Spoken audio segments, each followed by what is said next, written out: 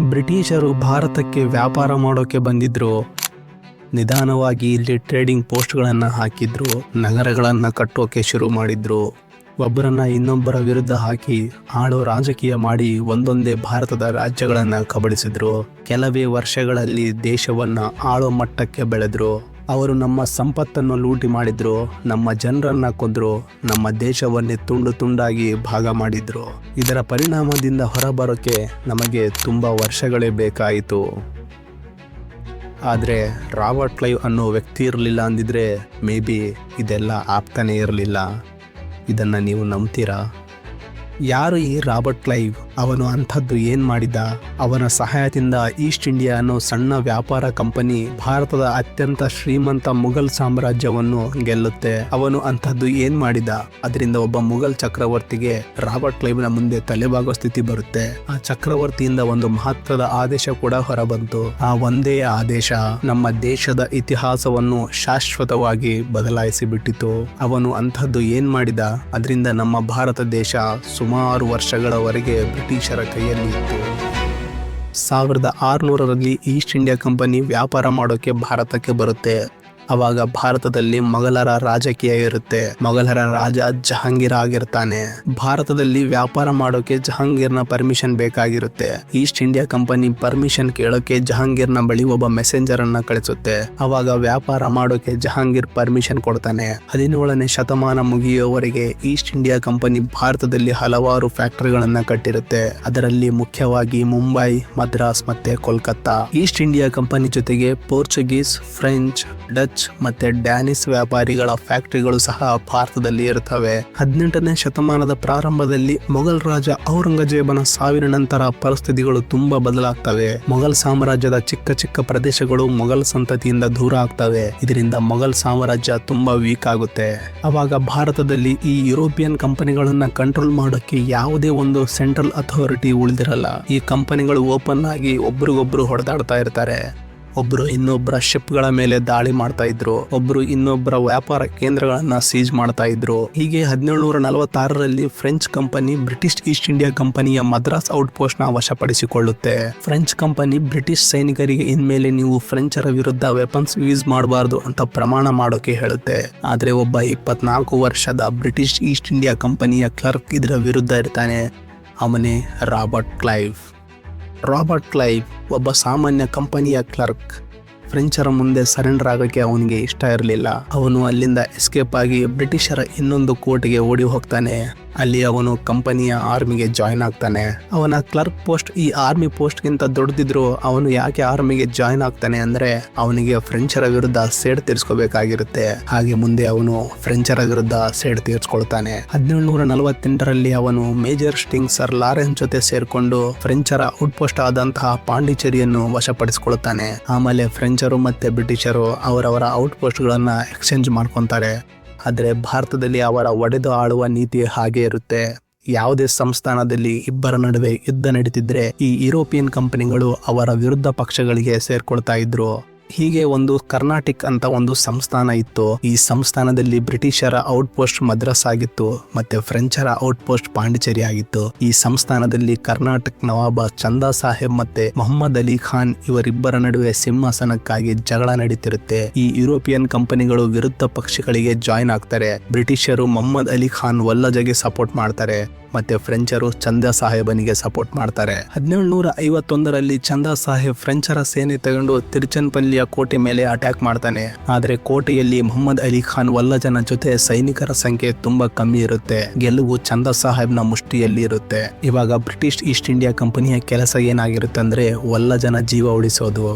ಅವರು ಈ ಕೆಲಸನ ರಾಬರ್ಟ್ ಕ್ಲೈವ್ಗೆ ಕೊಡ್ತಾರೆ. ಅವಾಗ ರಾಬರ್ಟ್ ಕ್ಲೈವ್ ಕೇವಲ 200 ಬ್ರಿಟಿಷ್ ಸೋಲ್ಜರ್ಸ್ ಮತ್ತೆ 300 ಸಿಪಾಯಿಗಳ ಜೊತೆ ಚಂದಾ ಸಾಹೇಬ್ನ ರಾಜಧಾನಿ ಆದಂತಹ ಆರ್ಕಾಟ್ ಮೇಲೆ ದಾಳಿ ಮಾಡ್ತಾನೆ. ಆರ್ಕಟ್ ಮೇಲೆ ದಾಳಿ ಆಗಿದೆ ಅಂತ ಚಂದಾ ಸಾಹೇಬನಿಗೆ ಗೊತ್ತಾಗುತ್ತೆ. ಅವಾಗ ಚಂದಾ ಸಾಹೇಬ್ ವಲ್ಲಜನ ಬಿಟ್ಟು ತನ್ನ ಸೈನಿಕರನ್ನು ಆರ್ಕಟ್ಗೆ ಕರ್ಕೊಂಡು ಬರ್ತಾನೆ. ಆದ್ರೆ ರಾಬರ್ಟ್ ಕ್ಲೈವ್ನ ವಿರುದ್ಧ ಚಂದಾ ಸಾಹೇಬ್ ಸೋಲ್ತಾನೆ. ಅವಾಗ ಬ್ರಿಟಿಷರ ಸಹಾಯದಿಂದ ಮೊಹಮ್ಮದ್ ಅಲಿ ಖಾನ್ ವಲ್ಲಜ ಕರ್ನಾಟಕನ ನವಾಬ್ ಆಗ್ತಾನೆ. ಈ ಒಂದು ಗೆಲುವಿನಿಂದ ಬ್ರಿಟಿಷ್ ಕಂಪನಿಗೆ ಒಂದು ಕಾನ್ಫಿಡೆನ್ಸ್ ಬರುತ್ತೆ, ನಾವು ಭಾರತದಲ್ಲಿ ಸೈನಿಕರ ಬಲದಿಂದ ಯಾವುದೇ ಒಂದು ಯುದ್ಧನ ಗೆಲ್ಲಬಹುದು ಅಂತ. ರಾಬರ್ಟ್ ಕ್ಲೈವ್ಗೆ ಭಾರತದ ಮೇಲೆ ಅಷ್ಟೇನು ಆಸಕ್ತಿ ಇರಲಿಲ್ಲ. ಅವನಿಗೆ ಇಂಗ್ಲೆಂಡ್ ಮೇಲೆ ಪ್ರೀತಿ ಜಾಸ್ತಿ ಇತ್ತು. ಅದಕ್ಕೆ ಅವನು 1753ರಲ್ಲಿ ಇಂಗ್ಲೆಂಡ್ಗೆ ವಾಪಸ್ ಹೋಗ್ತಾನೆ. ರಾಬರ್ಟ್ ಕ್ಲೈವ್ಗೆ ಭಾರತಕ್ಕೆ ವಾಪಸ್ ಬರೋಕೆ ಇಷ್ಟನೇ ಇರಲಿಲ್ಲ. ಆದರೆ ಅವನ ಹಣೆ ಬರದಲ್ಲಿ ಬೇರೆನೇ ಬರೆದಿತ್ತು. ರಾಬರ್ಟ್ ಕ್ಲೈವ್ ಇಂಗ್ಲೆಂಡ್ ನ ಪಾರ್ಲಿಮೆಂಟ್ ನಲ್ಲಿ ಎಂಟ್ರಿ ಕೊಡಬೇಕು ಅಂತ ಅನ್ಕೊಂಡಿರ್ತಾನೆ. ಅದಕ್ಕೆ ಅವನು ಎಲ್ಲಾ ದುಡ್ಡನ್ನು ಅಲ್ಲಿ ಕಳ್ಕೊಂತಾನೆ. ಎಲ್ಲಾ ದುಡ್ಡು ಕಳ್ಕೊಂಡು ಖಾಲಿ ಆದ್ಮೇಲೆ ಸುಮಾರು 18 ತಿಂಗಳ ನಂತರ ರಾಬರ್ಟ್ ಕ್ಲೈವ್ ವಾಪಸ್ ಭಾರತಕ್ಕೆ ಬರ್ತಾನೆ. ರಾಬರ್ಟ್ ಕ್ಲೈವ್ ಭಾರತಕ್ಕೆ ಬರ್ತಾ ಇರುವ ಟೈಮ್ ನಲ್ಲಿ ಭಾರತದ ಅತ್ಯಂತ ಶ್ರೀಮಂತ ಸಂಸ್ಥಾನ ಆದ ಬಂಗಾಳದ ಸಂಸ್ಥಾನದಲ್ಲಿ ಒಂದು ಯುದ್ಧ ಸ್ಟಾರ್ಟ್ ಆಗಿರುತ್ತೆ. ಬಂಗಾಳ ಸಂಸ್ಥಾನದಲ್ಲಿ ಬ್ರಿಟಿಷರ ಒಂದು ವ್ಯಾಪಾರ ಕೇಂದ್ರ ಇರುತ್ತೆ, ಅದೇ ಕಲ್ಕತ್ತಾ. ಕಲ್ಕತ್ತಾ ವ್ಯಾಪಾರ ಕೇಂದ್ರ ಬ್ರಿಟಿಷರಿಗೆ ತುಂಬಾ ಇಂಪಾರ್ಟೆಂಟ್ ಆಗಿರುತ್ತೆ. ಬ್ರಿಟಿಷರು ಕಲ್ಕತ್ತಾದಲ್ಲಿ ಒಂದು ಕೋಟೆಯನ್ನ ಕಟ್ಟೋಕೆ ಸ್ಟಾರ್ಟ್ ಮಾಡ್ತಾರೆ. ಆದರೆ ಕೋಟೆಯನ್ನ ಕಟ್ಟೋಕೆ ಬಂಗಾಳದ ನವಾಬ್ ಅಲಿವರ್ದಿ ಖಾನ್ನ ಪರ್ಮಿಷನ್ ತಗೊಂಡಿರಲ್ಲ. ಈ ವಿಷಯ ಬಂಗಾಳದ ನವಾಬ್ ಅಲಿವರ್ದಿ ಖಾನ್ಗೆ ಗೊತ್ತಾಗುತ್ತೆ. ಇದರಿಂದ ಅಲಿವರ್ದಿ ಖಾನ್ಗೆ ತುಂಬಾ ಸಿಟ್ಟು ಬರುತ್ತೆ. ಅದಕ್ಕೆ ಅಲಿವರ್ದಿ ಖಾನ್ ಕಲ್ಕತ್ತಾದಲ್ಲಿ ಕೋಟೆಯನ್ನ ಕಟ್ಟೋದನ್ನ ನಿಲ್ಸೋಕೆ ತನ್ನ ಮೆಸೆಂಜರ್ ಆದಂತಹ ನಾರಾಯಣ್ ಸಿಂಗ್ ಅನ್ನು ಕಲ್ಕತ್ತಾಗೆ ಕಳಿಸ್ತಾನೆ. ಆದ್ರೆ ನಾರಾಯಣ್ ಸಿಂಗ್ ವಾಪಸ್ ಬರೋಕ್ಕಿಂತ ಮುಂಚೆ 9 ಏಪ್ರಿಲ್ 1756ರಲ್ಲಿ ಅಲಿವರ್ದಿ ಖಾನ್ ಸತ್ತೋಗ್ತಾನೆ. ಆಗ ತಕ್ಷಣ ಅಲಿವರ್ದಿ ಖಾನ್ ನ ಮಗಳ ಮಗ ಸಿರಾಜುದ್ದೌಲಾ ಬಂಗಾಳದ ನವಾಬನಾಗ್ತಾನೆ. ಯಾವ ದಿನ ಸಿರಾಜುದ್ದೌಲಾ ಬಂಗಾಳದ ನವಾಬನಾಗ್ತಾನೋ ಅದೇ ದಿನ ತನ್ನ ಚಿಕ್ಕಮ್ಮ ಆದಂತಹ ಗಸೆಟಿ ಬೇಗಂನ ಸಂಪತ್ತನ್ನ ಲೂಟಿ ಮಾಡ್ತಾನೆ. ಅವನು ತನ್ನ ಸಿಂಹಾಸನಕ್ಕೆ ಯಾರು ಅಡ್ಡ ಬರಬಾರ್ದು ಅಂತ ಅವನು ಎಲ್ಲರನ್ನು ಸಾಯಿಸಬೇಕು ಅಂತ ಡಿಸೈಡ್ ಮಾಡಿರ್ತಾನೆ. ಅದಕ್ಕೆ ಅವನು ತನ್ನ ಚಿಕ್ಕಮ್ಮನ ಮಗನನ್ನು ಸಾಯಿಸಕ್ಕೆ ಸಾವಿರಾರು ಸೈನಿಕರ ಜೊತೆ ದಾರಿಯಲ್ಲಿ ಹೋಗ್ತಾ ಇರ್ತಾನೆ. ದಾರಿಯಲ್ಲಿ ಅವನ ತಾತನ ಮೆಸೆಂಜರ್ ಆದಂತಹ ನಾರಾಯಣ್ ಸಿಂಗ್ ಸಿಗ್ತಾನೆ. ನಾರಾಯಣ್ ಸಿಂಗ್ ಸಿರಾಜ್ಗೆ ಹೇಳ್ತಾನೆ, ನನ್ನನ್ನ ಕಲ್ಕತ್ತಾದ ಗವರ್ನರ್ ಕೂಡಿ ಹಾಕಿದ್ದ, ಮತ್ತೆ ನನಗೆ ಬ್ರಿಟಿಷರು ಮರ್ಯಾದೆನ ಕೊಟ್ಟಿಲ್ಲ ಅಂತ ಹೇಳ್ತಾನೆ. ಇದೆಲ್ಲ ಕೇಳಿ ಸಿರಾಜುದ್ದೌಲಾಗೆ ಸಿಟ್ಟು ಬರುತ್ತೆ. ಸಿರಾಜುದ್ದೌಲಾ 70,000 ಸೈನಿಕರನ್ನು ಕರ್ಕೊಂಡು ಕಲ್ಕತ್ತಾದ ಮೇಲೆ ದಾಳಿ ಮಾಡ್ತಾನೆ. ದಾಳಿ ಮಾಡಿ ಕಲ್ಕತ್ತಾವನ್ನು ವಶಪಡಿಸ್ಕೊಳ್ತಾನೆ. ಮತ್ತೆ ಕಲ್ಕತ್ತಾದ ಮುಖ್ಯಸ್ಥನಾಗಿ ತನ್ನ ಹಿಂದೂ ಸ್ನೇಹಿತನಾದ ರಾಜ ಮಾಣಿಕ್ ಚಂದನನ್ನ ನೇಮಿಸ್ತಾನೆ. ಇಲ್ಲಿಯವರೆಗೆ ಎಲ್ಲ ಸರಿ ಇರುತ್ತೆ. ಕಲ್ಕತ್ತಾದಲ್ಲಿ ಸಿರಾಜುದ್ದೌಲಾ ಒಂದು ಭೀಕರ ಘಟನೆಗೆ ಸಾಕ್ಷಿ ಆಗ್ತಾನೆ. ಕಲ್ಕತ್ತಾದಲ್ಲಿ ಸೆರೆ ಹಿಡಿದ ಬ್ರಿಟಿಷ್ ಸೈನಿಕರನ್ನು ಒಂದು ಕೋಣೆಯಲ್ಲಿ ಕೂಡಿ ಹಾಕ್ತಾನೆ. ಅದೇ ಕಪ್ಪು ಕೋಣೆ. ಈ ರೂಮು ತುಂಬಾ ಚಿಕ್ಕದಾಗಿರುತ್ತೆ. ಇದರಲ್ಲಿ ಒಂದೇ ಒಂದು ಸಣ್ಣ ಕಿಟಕಿ ಇರುತ್ತೆ. ಸರಿಯಾಗಿ ಗಾಳಿ ಬರ್ತಾ ಇರಲ್ಲ. ಖೈದಿಗಳಿಗೆ ಕುಡಿಯೋಕೆ ನೀರು ಸಹ ಕೊಡ್ತಾ ಇರಲ್ಲ. ಇತಿಹಾಸಕಾರರ ಪ್ರಕಾರ ಅಲ್ಲಿ ಸುಮಾರು 64 ಜನರನ್ನು ಕೂಡಿ ಹಾಕಲಾಗಿತ್ತು. ಅದರಲ್ಲಿ 43 ಜನ ಉಸಿರುಗಟ್ಟಿ ಸತ್ತು ಹೋಗ್ತಾರೆ. ಇದರಿಂದ ಬ್ರಿಟಿಷರಿಗೆ ಕೋಪ ಬರುತ್ತೆ. ನಮ್ಮ ಸೈನಿಕರನ್ನು ಕ್ರೂರವಾಗಿ ಕೊಂದರು ಅಂತ ಅವರ ಮನಸ್ಸಲ್ಲಿ ನೋವಿರುತ್ತೆ. ಈಸ್ಟ್ ಇಂಡಿಯಾ ಕಂಪನಿಗೆ ಇದೊಂದು ದೊಡ್ಡ ಅವಮಾನ ಕೂಡ ಆಗಿತ್ತು. ಅದರ ಜೊತೆಗೆ ದೊಡ್ಡ ನಷ್ಟ ಕೂಡ ಆಗಿತ್ತು.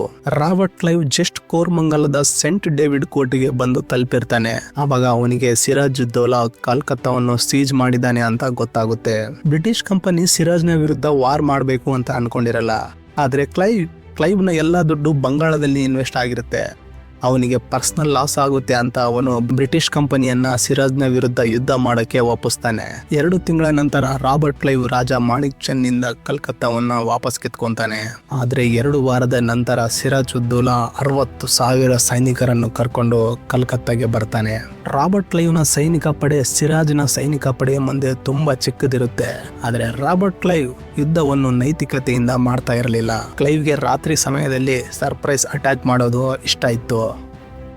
ಫೆಬ್ರವರಿ 5, 1757 ರಾಬರ್ಟ್ ಕ್ಲೈವ್ ತನ್ನ ಎಲ್ಲಾ ಸೈನಿಕರನ್ನು ಮುಂಜಾನೆಯ ಮಂಜಿನಲ್ಲಿ ಹೆವಿ ವೆಪನ್ಸ್ ಜೊತೆಗೆ ಹೂಗ್ಲಿ ನದಿಯಿಂದ ಮುಂದೆ ಕಳಿಸ್ತಾನೆ. ಅವರು ಬೆಳಗ್ಗೆ 6 ಗಂಟೆ ಅಷ್ಟೊತ್ತಿಗೆ ಸಿರಾಜ್ನ ಕ್ಯಾಂಪ್ ಹತ್ರ ಹೋಗ್ತಾರೆ. ಅವರು ಕ್ಯಾಂಪ್ನ ಮೇಲೆ ಬಂದೂಕು ಮತ್ತು ತೋಪುಗಳಿಂದ ಫೈರ್ ಮಾಡೋಕೆ ಸ್ಟಾರ್ಟ್ ಮಾಡ್ತಾರೆ.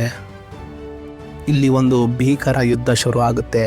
ಈ ಯುದ್ಧದಲ್ಲಿ ಕ್ಲೈವ್ ಕೇವಲ 57 ಜನ ಸೈನಿಕರನ್ನು ಕಳ್ಕೊಂತಾನೆ. ಆದರೆ ಸಿರಾಜುದ್ದೌಲಾ 1500 ಸೈನಿಕರು, 600 ಕುದುರೆ ಸವಾರರು ಮತ್ತು 4 ಆನೆಗಳನ್ನು ಕಳ್ಕೊಂತಾನೆ. ಸಿರಾಜ್ ಈ ಯುದ್ಧದಿಂದ ತುಂಬಾ ಭಯಪಟ್ಟಿರ್ತಾನೆ. ಮಾರನೇ ದಿನನೇ ಅವನು ಬ್ರಿಟಿಷರಿಗೆ ಶಾಂತಿಯ ಸಂದೇಶ ಕಳಿಸ್ತಾನೆ. ಈ ಯುದ್ಧ ಆದ್ಮೇಲೆ ರಾಬರ್ಟ್ ಕ್ಲೈವ್ಗೆ ಒಂದು ಆಫರ್ ಬರುತ್ತೆ. ಈ ಆಫರ್ನ ರಾಬರ್ಟ್ ಕ್ಲೈವ್ ನಂತಹ ವ್ಯಕ್ತಿ ರಿಜೆಕ್ಟ್ ಮಾಡೋಕೆ ಸಾಧ್ಯನೇ ಇರಲಿಲ್ಲ. ಈ ಆಫರ್ನ ಸಲುವಾಗಿ ಭಾರತದಲ್ಲಿ ಒಂದು ಯುದ್ಧ ನಡೆಯುತ್ತೆ. ಮತ್ತೆ ಈ ಯುದ್ಧದಿಂದ ಬ್ರಿಟಿಷರ ಆಡಳಿತದ ಬುನಾದಿ ಬೀಳುತ್ತೆ. ಅದೇ the battle of Plassey. Alivardi Khan ಸಾವಿನ ನಂತರ ಸಿರಾಜುದ್ದೌಲಾ ಬಂಗಾಳದ ನವಾಬ ಆಗಿರ್ತಾನೆ.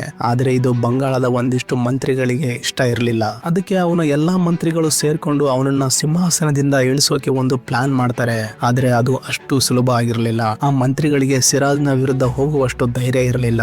ಆವಾಗ ಎಲ್ಲಾ ಮಂತ್ರಿಗಳು ಸೇರಿ ರಾಬರ್ಟ್ ಕ್ಲೈವ್ ನ ಹತ್ರ ಒಂದು ಆಫರ್ ತಗೊಂಡು ಹೋಗ್ತಾರೆ. ಒಂದು ಸಂಸ್ಥಾನದ ಎಲ್ಲಾ ಮಂತ್ರಿಗಳು ಒಂದು ಯುರೋಪಿಯನ್ ಕಂಪನಿ ಜೊತೆಗೆ ಸೇರ್ಕೊಂಡು ಭಾರತದ ಒಂದು ದೊಡ್ಡ ಸಾಮ್ರಾಜ್ಯದ ನವಾಬನನ್ನು ಸಿಂಹಾಸನದಿಂದ ಕೆಳಗೆ ಇಳಿಸೋ ಪ್ಲಾನ್ ಮಾಡ್ತಾ ಇರೋದು ಭಾರತದಲ್ಲಿ ಇದೇ ಮೊದಲ ಬಾರಿ ಆಗ್ತಾ ಇರುತ್ತೆ. ಆದ್ರೆ ಅವರಿಗೆ ಏನ್ ಗೊತ್ತಿತ್ತು, ಅವರ ಈ ಪ್ಲಾನ್ ನಿಂದ ಬ್ರಿಟಿಷರೇ ಬಂಗಾಳದ ನವಾಬರಾಗ್ತಾರೆ ಅಂತ. ಮೀರ್ ಜಾಫರ್ ಮತ್ತೆ ಜಗತ್ ಸೇಠು ರಾಬರ್ಟ್ ಕ್ಲೈವ್ ನ ಹತ್ರ ಒಂದು ಆಫರ್ ತಗೊಂಡು ಹೋಗ್ತಾರೆ. ಈ ಆಫರ್ ರಾಬರ್ಟ್ ಕ್ಲೈವ್ಗೆ 1,70,00,000 ಹಣ ಕೊಡ್ತಾ ಇರುತ್ತೆ. ಈ ಹಣದ ಬದಲಾಗಿ ರಾಬರ್ಟ್ ಕ್ಲೈವ್ ಬ್ರಿಟಿಷರ ಸೈನಿಕರ ಸಹಾಯದಿಂದ ಸಿರಾಜ್ನ ಸೋಲಿಸಬೇಕಾಗಿರುತ್ತೆ. ಮೀರ್ ಜಾಫರ್ನ ಬಂಗಾಳದ ನವಾಬನ್ನಾಗಿ ಮಾಡಬೇಕಾಗಿರುತ್ತೆ. ಈ 1,70,00,000 ಇವತ್ತಿನ ಲೆಕ್ಕದಲ್ಲಿ ಸುಮಾರು 300ರಿಂದ 350 ಕೋಟಿ ಆಗುತ್ತೆ. ಇಷ್ಟು ದುಡ್ಡು ರಾಬರ್ಟ್ ಕ್ಲೈವ್ಗೆ ಸಿಕ್ಕರೆ ಅವಾಗ ಇಂಗ್ಲೆಂಡ್ ನಲ್ಲಿ ಅತ್ಯಂತ ಶ್ರೀಮಂತರ ಪಟ್ಟಿಯಲ್ಲಿ ರಾಬರ್ಟ್ ಕ್ಲೈವ್ ನ ಹೆಸರು ಬರ್ತಾ ಇತ್ತು. ಮತ್ತೇನು, ಮೀರ್ ಜಾಫರ್, ಜಗತ್ ಸೇಠು, ಉಳಿದ ಮಂತ್ರಿಗಳು ಹಾಗೆ ರಾಬರ್ಟ್ ಕ್ಲೈವ್ ಮತ್ತೆ ಬ್ರಿಟಿಷ್ ಈಸ್ಟ್ ಇಂಡಿಯಾ ಕಂಪನಿ ನಡುವೆ 4 ಜೂನ್ಗೆ ಈ ಒಪ್ಪಂದ ಫೈನಲ್ ಆಗುತ್ತೆ. ಇದ್ರ ಬಗ್ಗೆ ಸಿರಾಜ್ಗೆ ಸ್ವಲ್ಪ ಕೂಡ ಮಾಹಿತಿ ಇರಲಿಲ್ಲ. ಸಿರಾಜ್ ಮತ್ತೆ ಬ್ರಿಟಿಷ್ ಈಸ್ಟ್ ಇಂಡಿಯಾ ಕಂಪನಿ ಮತ್ತೊಂದ್ಸಲಿ ಯುದ್ಧಕ್ಕೆ ಹೋಗ್ತಾರೆ. ಅದೇ battle of Plassey. 23 June 1757 Siraj ತನ್ನ ವಿಶಾಲ ಸೈನಿಕ ಪಡೆಯನ್ನು ಪಲಾಶಿ ಎಂಬ ಊರಿನಲ್ಲಿ ಬೀಡುಬಿಟ್ಟಿರ್ತಾನೆ. ಅವನ ಜೊತೆಗೆ ಬ್ರಿಟಿಷರ ವಿರುದ್ಧ ಇದ್ದಂತಹ ಫ್ರೆಂಚ್ ಸೈನಿಕರು ಸಹ ಇರ್ತಾರೆ. 23 ಜೂನ್ 1757 ರಾತ್ರಿ 1 ಗಂಟೆಗೆ ರಾಬರ್ಟ್ ಕ್ಲೈವ್ನ ಸೈನಿಕರ ಪಡೆ ಸಿರಾಜ್ ಸೈನಿಕರ ಮುಂದೆ ಇದ್ದಂತಹ ಒಂದು ಮಾವಿನ ತೋಟಕ್ಕೆ ಬಂದು ಸೇರ್ಕೊಳ್ಳುತ್ತೆ. ಸಿರಾಜ್ನ ಹತ್ತಿರ 60,000 ಸೈನಿಕರಿರ್ತಾರೆ. ಆದರೆ ರಾಬರ್ಟ್ ಕ್ಲೈವ್ನ ಹತ್ತಿರ ಕೇವಲ 3,000 ಸೈನಿಕರಿರ್ತಾರೆ. ಆದರೂ ರಾಬರ್ಟ್ ಕ್ಲೈವ್ ಯುದ್ಧದಲ್ಲಿ ಹೇಗೆ ಗೆಲ್ತಾನೆ ಅಂದ್ರೆ, ಸಿರಾಜ್ನ 60,000 ಸೈನಿಕರಲ್ಲಿ 45,000 ಸೈನಿಕರು ಮೀರ್ ಜಾಫರ್ನ ಕೈಯಲ್ಲಿ ಇರ್ತಾರೆ. ಮೀರ್ ಜಾಫರ್ ರಾಬರ್ಟ್ ಕ್ಲೈವ್ನ ಜೊತೆ ಸೇರ್ಕೊಂಡಿರ್ತಾನೆ. ಸಿರಾಜ್ನ ನಂಬಿಕಸ್ಥ ಮಂತ್ರಿಗಳು ಆದಂತಹ ಮೀರ್ ಮದನ್ ಮತ್ತೆ ಮೋಹನ್ ಲಾಲ್ 15,000 ಸೈನಿಕರನ್ನು ಕರ್ಕೊಂಡು ಮುಂದೆ ಹೋಗ್ತಾರೆ. ಆ ಕಡೆಯಿಂದ ಬ್ರಿಟಿಷ್ ಸೈನಿಕರು ಮುಂದೆ ಬರ್ತಾರೆ. ಮೀರ್ ಜಾಫರ್ಗೆ ಬ್ರಿಟಿಷ್ ಸೈನಿಕರನ್ನು ಹೊಡೆಯುವ ಒಂದು ಒಳ್ಳೆಯ ಚಾನ್ಸ್ ಇರುತ್ತೆ. ಆದ್ರೂ ಮೀರ್ ಜಾಫರ್ ಏನು ಮಾಡದೆ ಸುಮ್ಮನೆ ನಿಂತಿರ್ತಾನೆ. ಬೆಳಿಗ್ಗೆ ಸುಮಾರು 8 ಗಂಟೆಗೆ ಎರಡೂ ಕಡೆಯಿಂದ ಫೈರಿಂಗ್ ಆಗುತ್ತೆ. ಯುದ್ಧ ನಡೆಯುತ್ತಿರುವಾಗ ಜೋರಾಗಿ ಮಳೆ ಬರುತ್ತೆ.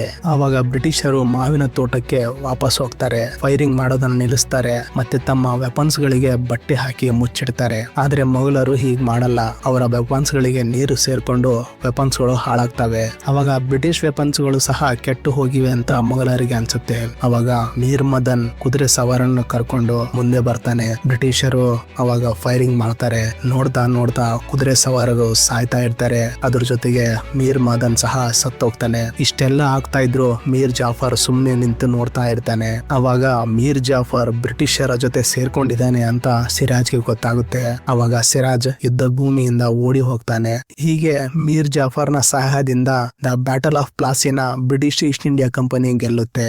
ಮುಂದೆ ಸಿರಾಜ್ನ ಹುಡುಕಿ ಅವನನ್ನ ಸಾಯಿಸ್ತಾರೆ. ಮೀರ್ ಜಾಫರ್ನ ಬಂಗಾಳದ ನವಾಬನ್ನಾಗಿ ನೇಮಿಸ್ತಾರೆ. ರಾಬರ್ಟ್ ಕ್ಲೈವ್ಗೆ ಕೋಟ್ಯಾಂತರ ರೂಪಾಯಿ ಹಣ ಸಿಗುತ್ತೆ. ಅವನು ಮತ್ತೆ ವಾಪಸ್ ಇಂಗ್ಲೆಂಡ್ಗೆ ಹೋಗ್ತಾನೆ. ರಾಬರ್ಟ್ ಕ್ಲೈವ್ ಇಂಗ್ಲೆಂಡ್ಗೆ ಹೋದಾಗ ಅವನು ಅತ್ಯಂತ ಶ್ರೀಮಂತರ ಪಟ್ಟಿಯಲ್ಲಿ ಸೇರಿರ್ತಾನೆ. ಅವನು ಇಂಗ್ಲೆಂಡ್ ನಲ್ಲಿ ಎಷ್ಟೋ ಜಾಗದಲ್ಲಿ ಪ್ರಾಪರ್ಟಿಗಳನ್ನ ತಗೊಂಡಿರ್ತಾನೆ. ಇಂಗ್ಲೆಂಡ್ ನ ಪಾರ್ಲಿಮೆಂಟ್ ನಲ್ಲಿ ಅವನಿಗೆ ಸೀಟ್ ಸಿಗುತ್ತೆ. ರಾಬರ್ಟ್ ಕ್ಲೈವ್ ಎಷ್ಟು ಶ್ರೀಮಂತ ಇರ್ತಾನೆ ಅಂದ್ರೆ, ಅವನು ಸಾಕಿದ ಬೆಕ್ಕಿನ ಕುತ್ತಿಗೆಯಲ್ಲಿ 3.5 ಕೋಟಿಯ ನೆಕ್ಲೆಸ್ ಇರುತ್ತೆ. ರಾಬರ್ಟ್ ಕ್ಲೈವ್ಗೆ ಇಂಗ್ಲೆಂಡ್ ನಲ್ಲಿ ಮುಂದೆ ಹೋಗ್ತಾ ಬೋರ್ ಆಗುತ್ತೆ. ಅವನಿಗೆ ದುಡ್ಡು ಮಾಡೋ ಆಸೆ ಮತ್ತೆ ಹುಟ್ಕೊಳ್ಳುತ್ತೆ. ಭಾರತದಲ್ಲಿ ದುಡ್ಡು ಮಾಡೋ ಅವಕಾಶಗಳು ಜಾಸ್ತಿ ಇರ್ತವೆ. ಅದಕ್ಕೆ ಅವನು ಕೊನೆಯ ಸಲ ಮತ್ತೆ ವಾಪಸ್ ಭಾರತಕ್ಕೆ ಬರ್ತಾನೆ. ರಾಬರ್ಟ್ ಕ್ಲೈವ್ ಭಾರತಕ್ಕೆ ವಾಪಸ್ ಬರ್ತಾ ಇರ್ತಾನೆ. ಅವಾಗ ಬ್ರಿಟಿಷ್ ಈಸ್ಟ್ ಇಂಡಿಯಾ ಕಂಪನಿ ಬಂಗಾಳದ ನವಾಬ ಆಗಿದ್ದಂತಹ ಮೀರ್ ಜಾಫರ್ನ ತೆಗೆದು ಅವನ ಅಳಿಯ ಮೀರ್ ಕಾಸಿಂನ ಬಂಗಾಳದ ನವಾಬನ್ನಾಗಿ ಮಾಡ್ತಾರೆ. ಆದ್ರೆ ಮೀರ್ ಕಾಸಿಂ ಬ್ರಿಟಿಷರ ವಿರುದ್ಧ ಇರ್ತಾನೆ. ಅದಕ್ಕೆ ಅವನು ಮೊಘಲರ ದೊರೆ 2ನೇ ಶಾ ಆಲಂ ದೋ ಮತ್ತೆ ಔದ್ನ ನವಾಬ ಶೂಜಾ ಉದ್ದೌಲನ ಜೊತೆ ಸೇರ್ಕೊಂಡು 1764ರಲ್ಲಿ ಬ್ರಿಟಿಷರ ವಿರುದ್ಧ ಯುದ್ಧಕ್ಕೆ ಹೋಗ್ತಾನೆ. ಅದೇ ಬಕ್ಸಾರ್ ಕದನ. ಬಕ್ಸರ್ ಕದನದಲ್ಲಿ ಸಹ ಬ್ರಿಟಿಷರ ಮುಂದೆ ಮೀರ್ ಕಾಸಿಂನ ಪಡೆ ಸೋಲುತ್ತೆ. ಮೀರ್ ಕಾಸಿಂ ಯುದ್ಧದಿಂದ ಓಡಿ ಹೋಗ್ತಾನೆ. ರಾಬರ್ಟ್ ಕ್ಲೈವ್ ಇಂಗ್ಲೆಂಡ್ ನಿಂದ ಮದ್ರಾಸ್ ಕೋಟೆಗೆ ಬಂದು ತಲುಪಿರ್ತಾನೆ. ಅವನಿಗೆ ಬಕ್ಸಾರ್ನಲ್ಲಿ ಸಿಕ್ಕ ಗೆಲುವಿನ ಬಗ್ಗೆ ಗೊತ್ತಾಗುತ್ತೆ. ಬಂಗಾಳದ ಜೊತೆಗೆ ಔಧ್ನ ಸಂಸ್ಥಾನ ಸಹ ಕಂಪನಿಯ ಕೈಯಲ್ಲಿ ಇದೆ ಅಂತ ಗೊತ್ತಾಗುತ್ತೆ. ಮೊಘಲರ ದೊರೆ ಶಾ ಆಲಂ ಅವರ ಕೈಗೊಂಬೆ ಆಗಿದ್ದಾನೆ ಅಂತ ರಾಬರ್ಟ್ ಕ್ಲೈವ್ಗೆ ಗೊತ್ತಾಗುತ್ತೆ. ಆವಾಗ ರಾಬರ್ಟ್ ಕ್ಲೈವ್ ಇಂಗ್ಲೆಂಡ್ನಲ್ಲಿ ಇದ್ದ ತನ್ನ ಏಜೆಂಟ್ಗೆ ಒಂದು ಪತ್ರವನ್ನ ಬರಿತಾನೆ. ಆ ಪತ್ರದಲ್ಲಿ ರಾಬರ್ಟ್ ಕ್ಲೈವ್ ಏನ್ ಹೇಳ್ತಾನೆ ಅಂದ್ರೆ, ನನ್ನ ಎಲ್ಲಾ ಸಂಪತ್ತನ್ನ ಮಾರಿ ಬ್ರಿಟಿಷ್ ಈಸ್ಟ್ ಇಂಡಿಯಾ ಕಂಪನಿಯ ಎಷ್ಟಾಗುತ್ತೋ ಅಷ್ಟು ಶೇರ್ಗಳನ್ನ ಖರೀದಿ ಮಾಡುವಂತ ಆ ಪತ್ರದಲ್ಲಿ ಬರ್ದಿರ್ತಾನೆ. ಯಾಕಂದ್ರೆ ಅವನು ಒಂದು ಒಪ್ಪಂದಕ್ಕೆ ಶಾ ಆಲಂನಿಂದ ಸಹಿ ಹಾಕಿಸ್ತಾ ಇರ್ತಾನೆ. ಅದರಿಂದ ಬ್ರಿಟಿಷ್ ಈಸ್ಟ್ ಇಂಡಿಯಾ ಕಂಪನಿಗೆ ಜಾಸ್ತಿ ಲಾಭ ಆಗ್ತಾ ಇರುತ್ತೆ. ರಾಬರ್ಟ್ ಕ್ಲೈವ್ ಮೊದಲು ಔಧ್ಗೆ ಹೋಗ್ತಾನೆ. ಔಧ್ಗೆ ಹೋಗಿ ಶೂಜಾ ಉದ್ದೌಲನನ್ನು ಔಧ್ನ ನವನ್ನಾಗಿ ಮತ್ತೆ ಮಾಡ್ತಾನೆ. ಇದರಿಂದ ಶೂಜಾ ಉದ್ದೌಲ ಬ್ರಿಟಿಷರ ಕೈಗೊಂಬೆ ಆಗ್ತಾನೆ. ಮತ್ತೆ ರಾಬರ್ಟ್ ಕ್ಲೈವ್ ಮೊಘಲ್ ದೊರೆ ಶಾ ಆಲಂನ ಹತ್ರ ಹೋಗ್ತಾನೆ. ರಾಬರ್ಟ್ ಕ್ಲೈವ್ ಹೇಳ್ತಾನೆ, ನಿನಗೆ ಕಂಪನಿಯ ಪ್ರೊಟೆಕ್ಷನ್ ಬೇಕಾಗಿದ್ರೆ ನೀನು ಬಂಗಾಳ್, ಬಿಹಾರ್, ಒಡಿಶಾ ಈ ಪ್ರದೇಶಗಳ ದಿವಾನಿ ಹಕ್ಕನ್ನು ಬ್ರಿಟಿಷ್ ಕಂಪನಿಗೆ ಕೊಡಬೇಕಾಗುತ್ತೆ ಅಂತ ಹೇಳ್ತಾನೆ. ಅದಕ್ಕೆ ಶಾ ಆಲಂ ಒಪ್ಕೊಂತಾನೆ. 16 ಆಗಸ್ಟ್ 1765ರಲ್ಲಿ ಶಾ ಆಲಂ ಈ ಒಪ್ಪಂದಕ್ಕೆ ಸಹಿ ಹಾಕ್ತಾನೆ. ಈ ಒಪ್ಪಂದದಿಂದ ಬ್ರಿಟಿಷ್ ಈಸ್ಟ್ ಇಂಡಿಯಾ ಕಂಪನಿಯ ಶೇರ್ ಹೋಲ್ಡರ್ಸ್ ಗಳಿಗೆ ಜಾಸ್ತಿ ಲಾಭ ಆಗುತ್ತೆ. ಅದರಲ್ಲಿ ರಾಬರ್ಟ್ ಕ್ಲೈವ್ ಕೂಡ ಒಬ್ಬ ಆಗಿರ್ತಾನೆ. ಈ ಲಾಭದಿಂದ ಬ್ರಿಟಿಷರು ತಮ್ಮ ಸೈನಿಕರ ಸಂಖ್ಯೆಯನ್ನ ಜಾಸ್ತಿ ಮಾಡ್ಕೊಂತಾರೆ. ನೋಡ್ತಾ ನೋಡ್ತಾ ಬೇರೆ ಬೇರೆ ಸಂಸ್ಥಾನಗಳನ್ನ ವಶಪಡಿಸ್ಕೊಳ್ತಾರೆ. ಇದೆಲ್ಲ ಆಗಿದ್ದು ಒಬ್ಬ ಈಸ್ಟ್ ಇಂಡಿಯಾ ಕಂಪನಿಯ ಸಾಮಾನ್ಯ ಕ್ಲರ್ಕ್ ಆದಂತಹ ರಾಬರ್ಟ್ ಕ್ಲೈವ್ ಇಂದ ಸ್ವಲ್ಪ ವರ್ಷಗಳ ನಂತರ ರಾಬರ್ಟ್ ಕ್ಲೈವ್ ಇಂಗ್ಲೆಂಡ್ಗೆ ವಾಪಸ್ ಹೋಗ್ತಾನೆ. ರಾಬರ್ಟ್ ಕ್ಲೈವ್ ಕಂಪನಿಯಲ್ಲಿ ಖರೀದಿ ಮಾಡಿದ್ದ ಶೇರ್ಗಳಿಂದ ಎಷ್ಟು ದುಡ್ಡು ಮಾಡಿರ್ತಾನೆ ಅಂದ್ರೆ ಇವತ್ತಿಗೂ ಅವನ ಪೀಳಿಗೆ ಅದೇ ದುಡ್ಡಲ್ಲಿ ಜೀವನ ನಡೆಸ್ತಿರ್ಬೋದು. ಆದ್ರೆ ಇಲ್ಲಿ ಕೇವಲ ರಾಬರ್ಟ್ ಕ್ಲೈವ್ನಿಂದ ಭಾರತದಲ್ಲಿ ಬ್ರಿಟಿಷರು ಆಡಳಿತ ಮಾಡಿದ್ರು ಅಂತ ಹೇಳೋಕ್ಕಾಗಲ್ಲ. ಎಷ್ಟೋ ಜನ ಡೈರೆಕ್ಟ್ಲಿ ಇಂಡೈರೆಕ್ಟ್ಲಿ ಎಷ್ಟೋ ಘಟನೆಗಳಿಗೆ ಸಾಕ್ಷಿಯಾಗಿದ್ದಾರೆ. ಅದರಿಂದ ಭಾರತದಲ್ಲಿ ಬ್ರಿಟಿಷರ ಆಡಳಿತಕ್ಕೆ ಬುನಾದಿ ಬೀಳುತ್ತೆ. ಆದ್ರೆ ಇದರ ಪ್ರಾರಂಭ ಇಂಗ್ಲೆಂಡ್ ನಲ್ಲಿ ಹುಟ್ಟಿದ ಒಬ್ಬ ಸೈಕೋಪಾತ್ ವ್ಯಕ್ತಿಯಿಂದ ಆಗಿರುತ್ತೆ.